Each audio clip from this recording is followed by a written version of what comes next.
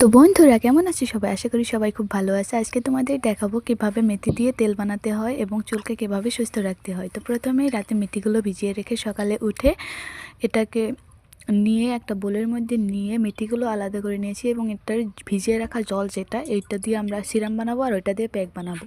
তো সিরাম বানানোর জন্য আমি প্রথমে চুলায় সেই বোলের মধ্যে গরম করতে দিয়ে দিয়েছি 5 মিনিট অনবরত নেড়ে চেড়ে তারপর একেবারে বানিয়ে নিলাম পানি। তো এইটাই আমাদের সিরাম হবে। তো এটাকে ঠান্ডা করতে রেখে দিয়ে এই যে দানাগুলো রয়েছে এটাকে আমি এখন পাটায় বেটে নেব।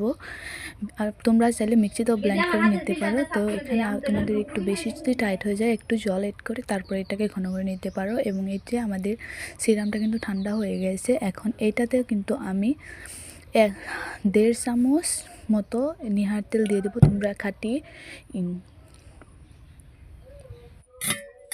খাঁটি নারকেল তেল ব্যবহার করবে। সো এখানে আমি অনবরত নেড়েচেড়ে এটাকে ঠিক করছি। তো এখন একটা বোতলের মধ্যে এগুলোকে ভরে নেব।